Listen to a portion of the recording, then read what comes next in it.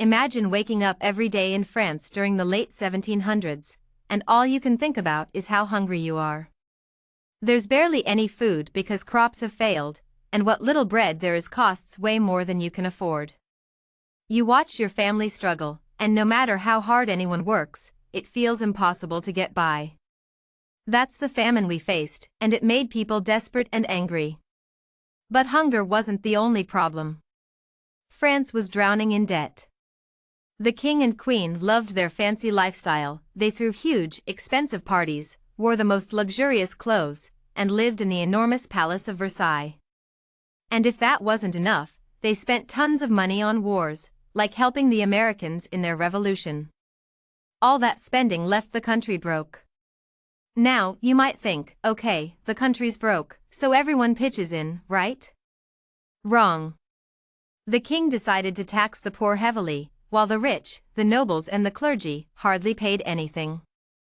Imagine working all day, struggling to afford bread, and then being told to pay even more taxes, while the rich just relaxed in their mansions. It wasn't fair, and everyone knew it. And here's where it gets even worse. The people, known as the Third Estate, had no real representation in the government. We had no say in how the country was run. Our voices were completely ignored, while the nobles and clergy made all the decisions that only benefited themselves. So, let's put this all together. We were starving, the country was broke, we were taxed unfairly, and we had no voice to change any of it. Can you blame us for getting mad? It felt like the entire system was built to keep us down. Eventually, we couldn't take it anymore. People rose up, and on July 14, 1789, we stormed the Bastille, a prison that symbolized the king's power. That moment sparked the beginning of the French Revolution.